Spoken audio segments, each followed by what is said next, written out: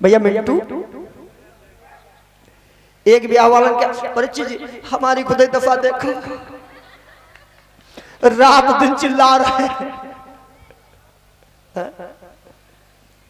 तो तुम्हारी चिट्ठा अब 2 को आशीर्वाद मिल गया, बाकी कितने देगी 16,106। सारी रानियों ने कहा आशीर्वाद वही हम भी लूंगी जो रुक्मिणी जामवती बहन को मिला। भगवान ने कहा आशीर्वाद दो दादा। सुदामा जी ने कहा आशीर्वाद दे दे तो सुबह हुई जाइए। बोले ऐसा करो, अच्छा कन्हैया। बोले हाँ दादा। बोले बताओ पत्नी का मालिक कौन होता है? पत्नी का मालिक पति होता है। मेरे सामने पल्लू फैला। परीक्षित जी फिर भगवान ने सुदामा के आगे पल्लू फैलाया। लोग कहते हैं सुदामा जी ने भगवान के सामने पल्लू फैलाया, नहीं, स्वयं परमात्मा ने सुदामा ब्राह्मण के आगे पल्लू फैलाया। सुदामा जी ने अक्षत पढ़ करके और छोड़ दिए, जाओ तुम्हारी समस्त रानियां अखंड सौभाग्यवती भव, पति प्रिया भव, पुत्रवती भव। सभी रानियों का आशीर्वाद मिला। जब ज्यादा दिन बाद मित्र मिलता है ना तो सब प्रकार की बातें होती हैं, होती कि नहीं होती? कन्हैया ने कहा दादा हाँ तुमने विवाह किया? हाँ। बोले परिचित जी वैसे एक होता विवाह और एक होता ब्याह। विवाह और ब्याह में अंतर होता है। विवाह क्या होता है जानते हो क्या? किसी लड़का को विवाह हो गए, बोले बहू कैसे? अरे वाह बहुत सुंदर। अच्छा दहेज? अरे वाह। बोले किस वहां खाते? अरे वाह। जहां पर वाह वाह हो है विवाह। बराती लौट के आए, बोले क्या हुआ? बोले आह आह। जहां आह शुरू हो जाए बोले ब्याह। ठीक है ना? आज सुदामा जी सुदामा जी से भगवान कन्हैया ने कहा दादा एक बात बताओ, मेरी भौजाई का नाम क्या? बोले बहुत सुंदर नाम। बोले क्या? बोले नाम है सुशीला। अरे वाह बहुत सुंदर नाम है। अच्छा के दादा एक बात बताओ, द्वारपाल ने एक बात कही थी कि आपने कहा था उससे। बोले क्या? बोले द्वारपाल से आपने कहा था हम कन्हैया के सगे साढ़ू हैं, कहा था ना? बोले हाँ हाँ बिल्कुल हमने कहा था। तो कन्हैया ने कहा दादा कौन सी सारी ब्याही जरा हमें बताओ। कौन सी साली? सुदामा जी ने कहा कन्हैया बात अच्छी लग जाए वकील साहब तब समझिएगा। भगवान कन्हैया ने कहा दादा कौन सी साली? सुदामा जी ने कहा कन्हैया हम तुम दोनों सगे साड़ू हैं। बोले कैसे? बोले सुदामा जी की अरे सुदामा जी ने कहा कन्हैया हम तुम दोनों सगे साड़ू। बोले कैसे? बोले सुदामा जी ने कहा कन्हैया जानते हो ब्रह्मा जी की 2 बेटी हैं, एक का नाम है संपत्ति और दूसरे का नाम है विपत्ति। और संपत्ति तुमको विवाही गई और विपत्ति मुझे विवाही गई, इसलिए कन्हैया हम तुम दोनों सगे साड़ू। संपत्ति तुम्हारे खाते में पहुंच गई और विपत्ति मेरे खाते में चली गई, हम तुम इसलिए दोनों सगे साड़ू हैं। दादा हाँ। ये बताओ क्या मेरी भौजाई ने कुछ मेरी लिए भेजा नहीं? सुदामा जी ने परिचित जी पोटली को दबाया। क्यों? अब बड़े आदमी के घर परिचित जी कैसे चावल दे दिया है, वो भी टूटे हुए, शर्म लगती है। लेकिन भगवान तो सब कुछ जानते, छीन लिए चावलों को। अरे दादा आज उसी समय भगवान ने एक मुट्ठी चावल को भरा और फंके लगाई, दूसरी मुट्ठी भरी और जिसमें खाने वाले उसी समय रुक्मिणी जी ने हाथ पकड़ लिया। कुछ विद्वान कहते 2 मुट्ठी चावल नहीं परीक्षित जी, 1 मुट्ठी चावल खाए, भागवत जी का प्रमाण है। दूसरी मुट्ठी में रुक्मिणी ने हाथ पकड़ लिया। क्या सब कुछ ब्राह्मण को ही दे दोगे? कन्हैया ने फटकार दिया रुक्मिणी तुम्हें शर्म नहीं आई? एक ब्राह्मण के लिए तुम कह रही हो? याद करो उस ब्राह्मण को, कौन? जो तुम्हारी पत्रिका लेकर के मेरे पास आया था कि नहीं? उस पंडित जी का नाम क्या था? हमने कहा था पूछेंगे। अरे जोर बोलो। सुदेव ब्राह्मण, एक बार जोरदार तालियां, क्या बात है। सुदेव ब्राह्मण, अगर सुदेव ब्राह्मण उस पत्रिका को लेकर के ना आता तो आज तो मेरी पत्नी नहीं शिषपाल की पत्नी बनी बैठी होती कि नहीं होती। लेकिन ब्राह्मण के लिए मना कर रही हो, तुम्हें शर्म नहीं आई, फटकार दिया। प्रातःकालीन का समय हुआ, सुदामा जी ने देखा क्या 16,108 रानियां अपने अपने सर पर एक एक घड़ा रखे। सुदामा जी ने कहा कन्हैया यहाँ आओ। बोले हाँ दादा। बोले नगर में कहीं कलश यात्रा है क्या? बोले नहीं दादा। बोले ये सब कहाँ जा रही? कन्हैया ने कहा दादा आपकी बहू ने सलाह की विचार किया, दादा पहली बार आए तो उनको एक एक घड़ा से स्नान कराएंगे। सुदामा जी ने सब गड़फल लिया, मुड़ काट लो ऊपर कर थी हमारे ऊपर 16,108 घड़ा से स्नान। बोले हम तो बाथरूम की मोहरी से निकल जाएंगे। परीक्षित जी पूस माह की सर्दी में और 16,108 घड़ा से स्नान, हे भगवान। बोले फिर दादा क्या करें? बोले 16,108 घड़े का एक घड़ा बना लिया जाए, एक एक बूंद पानी डाल करके घड़ा बनाया गया जिससे स्नान कराया गया। फिर आप कहोगे पंडित जी जो 16,108 घड़ा आए एक घड़े से स्नान कराया गया तो 16,107 घड़े का जल कहां चला गया? आज भी द्वारिकापुरी में एक कुंड है जिसका नाम है सुदामा कुंड, उस कुंड में सारे जल को छोड़ा गया है। बोले सच्चे दरबार की, जिसको सुदामा कुंड नाम से जानते हैं। रुक्मिणी जी भोजन लेके आई, बोले पंडित जी भोजन करो। सुदामा ने फटकार दिया, क्या तुम्हें शर्म नहीं आती? भोजन होता है क्यों भाई? अच्छा बताओ, भगवान के घर का भोजन होता है, क्या होता है? प्रसाद होता है। क्या होता है? तो रुक्मिणी जी ने कहा पंडित जी ऐसा करो प्रसाद पावा। परीक्षित जी प्रसाद पाया नहीं जाता ना, प्रसाद सर पर चढ़ाया जाता है। क्या किया जाता है? अब आप कहेंगे पंडित जी ये भी कहीं लिखा है? हाँ लिखा है।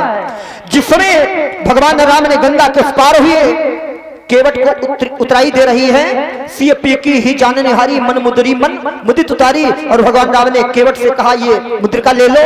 तो केवट ने कहा महाराज कि फिरती बारो मोहि जो देवा सही प्रसाद में सिर धर लेवा। पर प्रसाद को हमेशा सर से लगाना चाहिए, ठीक है ना? ऐसा नहीं है। एक बात आपको बताए परिचित जी, अभी एक हमारे बहुत अच्छे यजमान है गुप्ता जी माधोगुंज में, उन्होंने कहा पंडित जी ऐसा करो हमको सत्यनारायण की कथा सुना दीजिए। पहली बात तो इतना टाइम ही नहीं मिलता, लेकिन खैर बड़े अच्छे तो हमने कथा सुनाने के लिए गए। परिचय जी सत्यनारायण भगवान की कथा सुनाई, और एक महाशय जी बढ़िया जीन्स की पैंट पहने और आए, अब प्रसाद लिया, अब प्रसाद लेके थोड़ा आगे बढ़े तो नहीं कहे क्या बताएं आज चन्ना में तो सारे के बहुत पियो हमने इधर। बोले हाँ पंडित जी हमने चन्ना में तुम्हारा सारो है का? बेवकूफ कहे के, भगवान का प्रसाद है। हमने पढ़े लिखे बहुत हो गए लेकिन उससे अशिष्ट हो गए, तुमसे बड़ा मूर्ख कोई नहीं होगा। बोले पंडित जी जानते हो मैं ट्रिपल एमए हूं। हमने अच्छा हमने 3 विषय में एमए। बोले हाँ। हमने भाषाएं कितनी होती? बोले पंडित जी भाषाएं तो होती हैं 22 प्रकार की। तो हमने कहा 3 विषय में एमए हो, ठीक है ना, और 19 भाषाओं में तुम 0 हो, तो बताओ तुम विद्वान ज्यादा हो कि मूर्ख ज्यादा हो? भाई अब 3 विषय में तो डिटेंशन ग्रेजुएट हो और 19 में मूर्ख हो, तो बताओ तुम विद्वान ज्यादा हो कि मूर्ख ज्यादा हो? बोले हाँ पंडित जी बाल बिल्कुल सही। हमने ज्यादा बात न करो। सुदामा जी ने भक्तों भोजन नहीं किया, क्यों? विचार किया घर में बच्चे भूख से तड़प रहे होंगे, मैं यहाँ 56 प्रकार के भोग स्वीकार करूं नहीं करूंगा। थोड़ा समय व्यतीत हुआ, सुदामा जी ने भगवान कन्हैया से कन्हैया मैं चलूंगा। कन्हैया ने कहा हाँ दादा चलो। क्या परीक्षित जी? सुदामा जी ने कहा इसने एक बार भी हमसे नहीं कहा कि दादा आज रुक लो कल चले जाओ। अच्छा परीक्षित जी जैसे आज हमको आपके यहाँ 7वां दिन आए हो गया है ना, और हम मंच से उतरे और कह दें परीक्षित जी अब हम जा ही रहे, तो कह दियो हाँ पंडित जी निकल लो जल्दी। भाई लोक लाज में आदमी कही देता है कि महाराज जी आज रुक जाओ, कल सुबह चले जाना, लेकिन क्या बताएं परीक्षित जी, अब मुझे जाना ही पड़ेगा, ठीक है ना, मुझे निकलना ही है, बस कथा के तुरंत बाद अभी मुझको यहां से निकलना है। बोले सच्चे दरबार की। और क्योंकि मुझे पहुंचना है परीक्षित जी, कल से मेरा भागवत जी का कार्यक्रम रसूलाबाद कानपुर देहात है, इसलिए मुझे अभी निकलना होगा। और सुदामा जी फिर कन्हैया ने कहा चलो दादा तुम्हें भेज आवा है। सुदामा जी ने किसने दिया हमको कुछ नहीं, भेजने की बात कर रहा। भगवान ने कन्हैया परीक्षित जी अपनी मुट्ठी बंद की है। सुदामा जी बार बार मुट्ठी को देखें, क्या बताऊं प्रदीप भैया या थोड़ी आदत हमारी खराब है, बताए दें आपको। हम जब अपने यजमान के घर से जब चलते हैं तो उसकी मुट्ठी नहीं खाई, देखो कत कौन सा रोड चल के हमें 50,000 पकड़ाए, भाई तो है ना पकड़ाए थे जेमा कौन सी बड़ी बात है। परिचित जी इसमें हमारा कोई दोष नहीं है ना, ये आदत आप ही लोगों ने हमारी खराब की। हाँ अब हम जब घर से चलते हैं ना तो हम तो यजमान की मुट्ठी नहीं खाई, देखो कौन सा रोड पर हमें पकड़ाई दे, मैं तो दही दे है ना, दही दे है कि ना, मैं तो दही दे। सुदामा जी से तब तक भगवान कन्हैया दादा बोले हाँ, बोले कि ना हो तो ये रास्ता बिल्कुल सीधी, हाथ खाली। सुदामा जी ने कहा इसमें कुछ नहीं, अब ये मुट्ठी बंद बोले को हो सकता है इसमें कुछ हो। कन्हैया ने कहा दादा ना हो तो सीधे हाईवे से निकल लो, ये वेरी शॉर्टकट। कन्हैया ने दोनों हाथ से पैर छुए, दादा हमें आशीर्वाद दो, हम चले। सुदामा तुम्हें आशीर्वाद, तुमको तो हम श्रापो नहीं दे सकते। क्यों? बोले बालापन के मित्र हो, अरे कहते मैं श्राप, लेकिन कन्हैया बोले जैसो तुम हम कहू दियो तैसो ही पैहा आप। कन्हैया ने कहा वाह, जो भी दिया वो भी वापस करो दादा। सुदामा जी जाकर के जिससे पहुंचे तो देखा क्या, बोले टूटी सी मड़ैया मेरी पड़ी होती ही ठोर, तह कंचन के अब धाम सुहावत। बेचारे के अरे मैं द्वारकाधीश से मिलने के लिए गया, रात मेरी मैया को उठा करके फेंक दिया किसी ने और महल बनवा दिया, लेकिन सुशीला ब्राह्मणी लाल किनारीदार साड़ी पहने, अरे स्वामी इधर आओ। बोले कौन हो? बोले तुम्हारी पत्नी सुशीला। अरे ना ना ना, बोले तुम तो साड़ी पहने हो किनारीदार, मेरी वो सुशीला ओढ़े कारी कामरी। उसी समय भगवान मध्य में प्रकट हुए, अरे दादा ये मेरा दिया हुआ धन वैभव है, आप उसका उपभोग करो। सुदामा जी ने हृदय से लगा लिया, कन्हैया तुमने ये क्यों दे दिया? मैं तो तुमसे मिलने के लिए गया था, मांगने के लिए नहीं, ये क्यों दे दिया? सुदामा जी ने सब कुछ आगे चल करके ब्राह्मणों को दान में दे दिया और स्वयं सुदामा जी सुशीला पत्नी के साथ बद्र का आश्रम में तपस्या करने के लिए चले गए। बड़े वृंदावन में हरिलाल की जय। सुखदेव जी ने कहा राजन, जो भी सुदामा चरित्र के परम पावन पवित्र प्रसंग को श्रवण करता है उसके जीवन में परिचित कभी गरीबी का संकट नहीं रहता, श्रोता और वक्ता सभी का कल्याण होता है। बोले सच्चे दरबार की। और परिचित जी मात्र 5 मिनट का समय और लूंगा आप लोगों का। सुखदेव जी ने कहा राजन अब तो कोई तुम्हें भय नहीं, क्योंकि परीक्षित मोक्ष करवा दूं, ठीक है ना। हमारे कथा के जितने भी यजमान बने थे, जितने भी यजमान थे सभी से करबद्ध निवेदन है सभी लोग आगे आ जाओ। जितने भी हमारे कथा के यजमान थे सभी से करबद्ध निवेदन कर रहा हूं, सभी लोग विद पेयर जोड़े के साथ आइए स्टपनी लेकर के। कहां गए वकील साहब, जल्दी आओ। अच्छा हाँ तो ठीक है।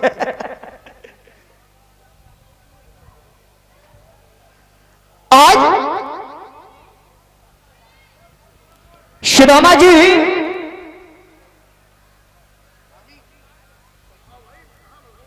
हाँ बोले सच्चे दरबार की। सुखदेव जी ने कहा राजन कोई भय तो नहीं? बोले कोई भय नहीं। उसी समय परीक्षित जी ने सुखदेव स्वामी का तिलक किया, सुखदेव स्वामी को प्रणाम किया और सुखदेव जी ने अभी नहीं, बाद में करवा देंगे, कोई बात नहीं, बाद में करवा देंगे। सुखदेव जी ने अपने आसन को छोड़ दिया और जिसमें आसन को छोड़ा है, बोले बाल कृष्ण भगवान की, बोले सुखदेव जी महाराज की जय हो। इधर परीक्षित जी चले हैं गंगा में तर्पण करने के लिए, इधर तक्षक नाग चला है परीक्षित जी को डसने के लिए, इधर कश्यप ऋषि चले हैं झाड़ने के लिए। रास्ते में तक्षक नाग और कश्यप ऋषि की भेंट हो गई। तक्षक नाग ने पूछा कहां जा रहे हो? कश्यप ऋषि ने कहा तुम कहां जा रहे हो? तक्षक नाग ने कहा मैं जा रहा हूं राजा परीक्षित को डसने के लिए। कश्यप ऋषि ने कहा मैं जा रहा हूं उनको ठीक करने के लिए। तक्षक नाग ने कहा क्या मेरा डसा हुआ कोई ठीक कर ही नहीं सकता? बोले मैं करूंगा। बोले प्रैक्टिकल हो जाए? बोले हो जाए। परीक्षित जी पास में ही एक बट का वृक्ष खड़ा है और तक्षक नाग ने जिसमें बट वृक्ष पर ठोना मारा,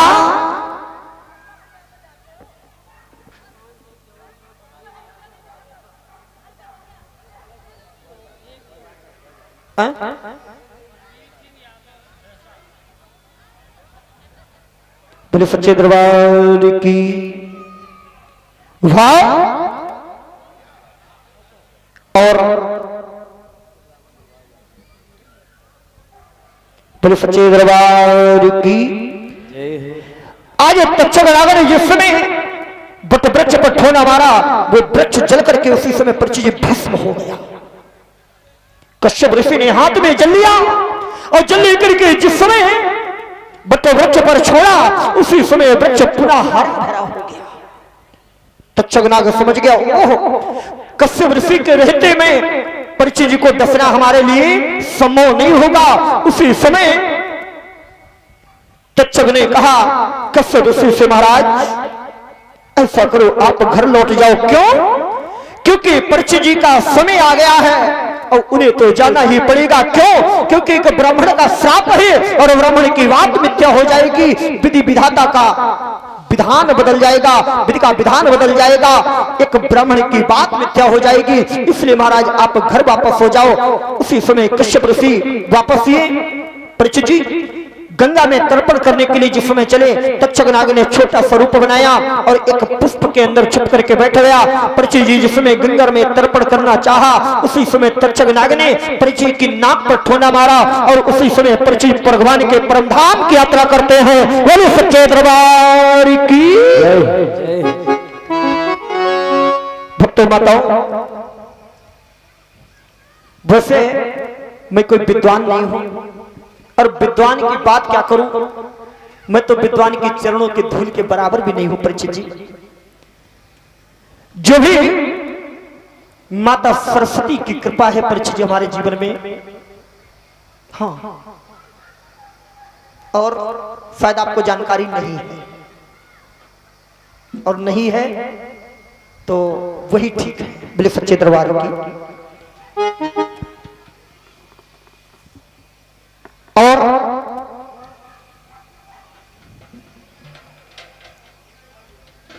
माता सरस्वती की जो कृपा है, बांके बिहारी की कृपा है, माता पिता के आशीर्वाद से, आप सभी बड़े बुजुर्गों के आशीर्वाद से परीक्षित जी जो भी मुझे मालूम हुआ आपके समक्ष मैंने प्रस्तुत करने का प्रयास किया।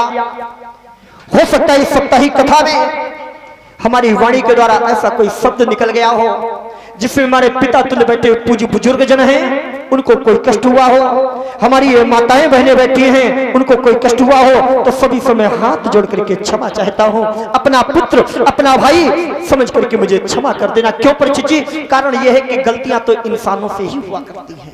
हो सकता है कोई साप्ताहिक कथा में हमारे द्वारा ऐसा वाणी से कोई शब्द निकल गया, उसके लिए आप लोग क्षमा करें। और हमारे परमादरणीय बड़े ही सुयोग्य आचार्य छोटे भाई हमारे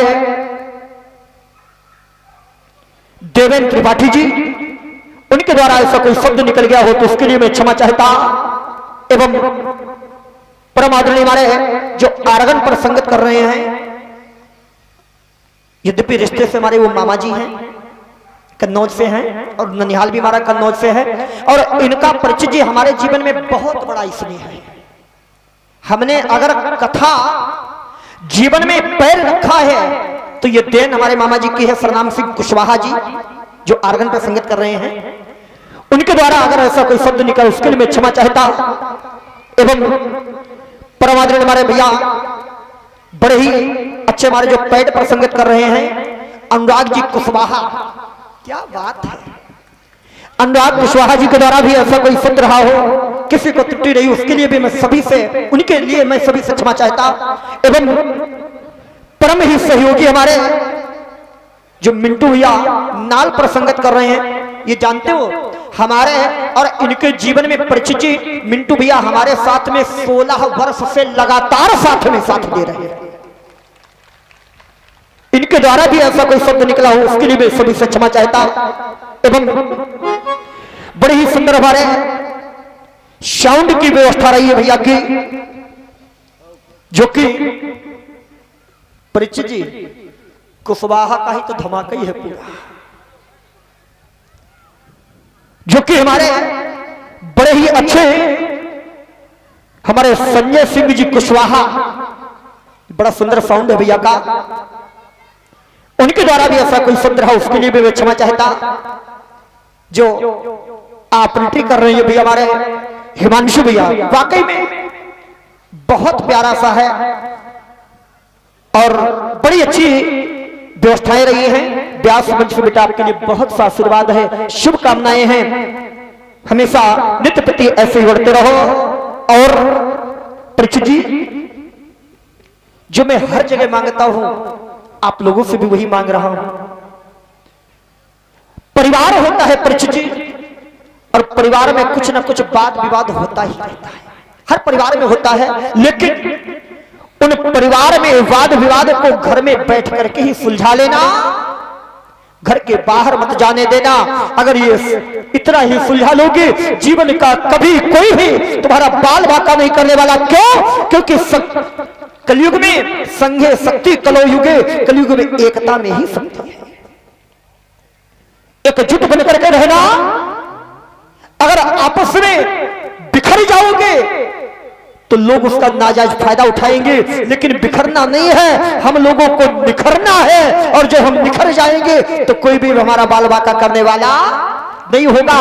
उपस्थित यहां पर ये बहुएं भी बैठी हैं, माताएं भी बैठी हैं। माताओं से निवेदन कर रहा हूं, माताओं कभी बहू को बहू नहीं, बहू को हमेशा बेटी जैसा लाड़ और प्यार देना।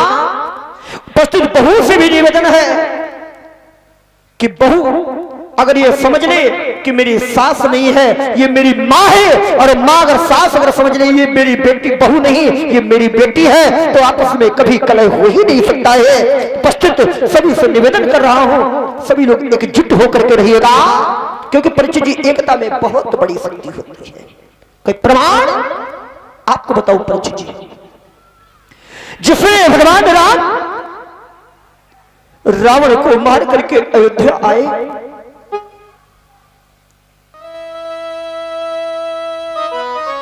जिसमें विभीषण, सुग्रीव, नलिनीजा मंत्र, हनुमान सभी लोग आए, और जिसमें आए अयोध्या, और भरत और राम जिसमें परिचित जी एक दूसरे के गले मिले। अरे जिसमें एक दूसरे के गले मिले सब लोग बहुत प्रसन्न है, लेकिन दो लोग फवक करके रो रहे थे। जानते कौन? एक सुग्रीव और दूसरे विभीषण। विभीषण फवक करके रोने लगा, हाय हाय परमात्मा, आज मैंने ये भाई भाई का प्रेम देख रहा हूँ, लेकिन मैं वो एक अभागा भाई हूँ जिसने अपनी आंखों के सामने खड़े होकर के अपने भाई को मरवा दिया। लेकिन आज मैं ये भाई भाई का प्रेम देख रहा हूं। सुग्रीव फवक करके रोने लगा कि मैं एक वो ऐसा अभागा भाई जिसने अपने भाई को खड़े होकर के अपने सामने, अपने आंखों के सामने मरवा दिया। लोग मुझे भगवान का भक्त तो कहेंगे, लेकिन बताइए इतने बैठे हो, सुग्रीव विभीषण राम का मित्र है, भक्त है, लेकिन बताइए क्या विभीषण के नाम की दुनिया में कोई 2 अगरबत्ती लगाता है? नहीं लगाता है। क्यों? अरे भक्त तो है, लेकिन एक भाई ने एक भाई को सामने खड़े होकर के मरवा दिया। इसलिए मैं निवेदन कर रहा हूं, भाई भाई आपस में प्रेम बना करके रखना, एकजुट होकर के रखना। दुनिया में तुम्हारी कोई बाल बाका करने वाला नहीं है। बोले सच्चे दरबार की। आइएगा 2 लाइनों में भगवान का संकीर्तन, उपरांत में परिचित जी भगवान की आरती होगी कि राम का नाम लेकर जब मर जाएंगे, परिचित जी राम का नाम लेकर जो मर जाएंगे, वो अमर नाम दुनिया में कर जाएंगे। राम का नाम लेकर जो मर जाएंगे, वो अमर नाम दुनिया में कर जाएंगे। राम का नाम लेकर जो मर जाएंगे, वो अमर नाम दुनिया में कर जाएंगे। वो अमर नाम दुनिया में कर जाएंगे, वो अमर नाम दुनिया में कर जाएंगे। ये न पूछो, ये न पूछो, ये न पूछो कि मर कर किधर जाए, ये न पूछो कि मर कर किधर जाएंगे। वो जिधर भेजोगे उधर जाएंगे, उधर जाएंगे, वो जिधर भेजोगे उधर जाएंगे। उधर जाएंगे। और मैं निवेदन कर रहा हूं आदरणीय प्रदीप भैया, ये अपने समस्त मौर्य परिवार से,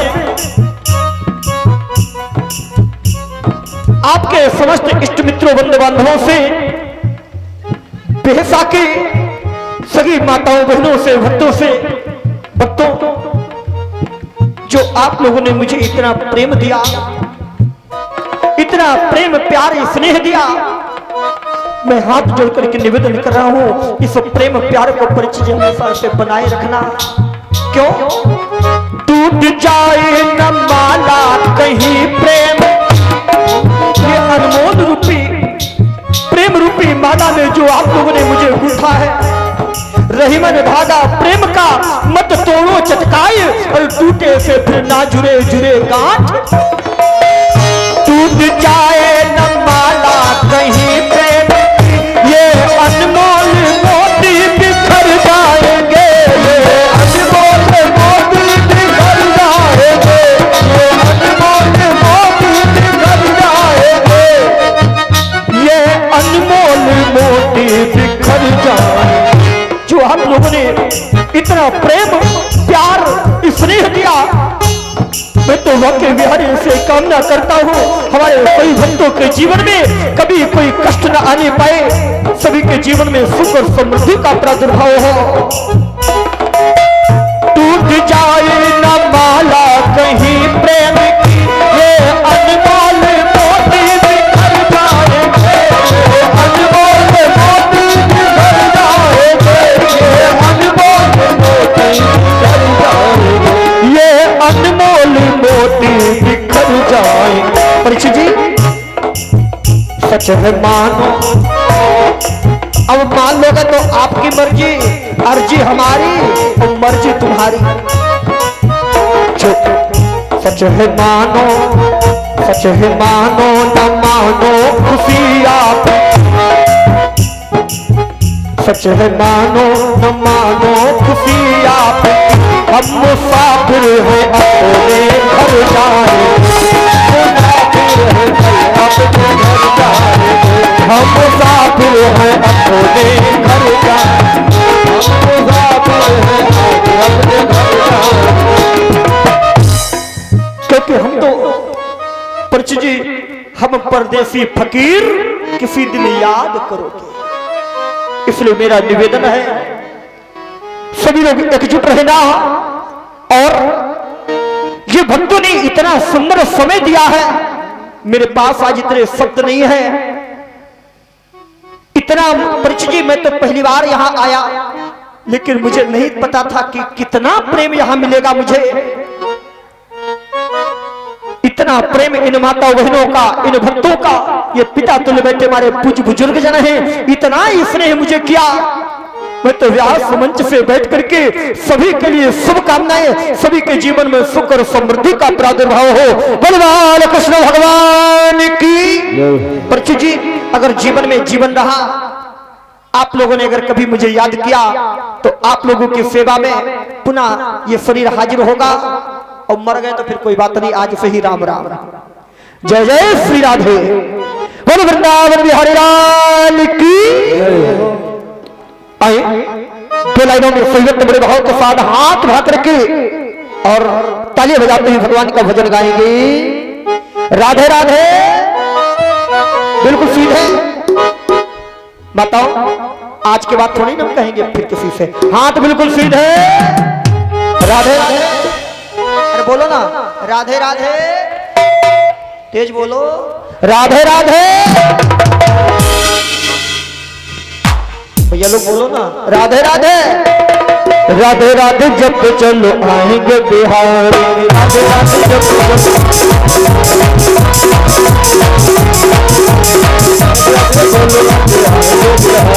आएंगे बिहारी, चले आएंगे बिहारी, आएंगे बिहारी, चले आएंगे बिहारी, राधे राधे। राधे राधे। अरे बोलो ना, राधे राधे। भैया लोग पीछे का है, नाराज हो का? अरे बोलो ना, ए बाबा बोलो, राधे राधे। ये बात पीछे वाले भैया कह रहे आधे आधे। मुन्ना चाचा क्या बोलो, राधे राधे। हाथ सीधे, 1 2 3 4। सभी लोग खड़े हो जाएंगे, खड़े हो जाइए। प्रकृति क्या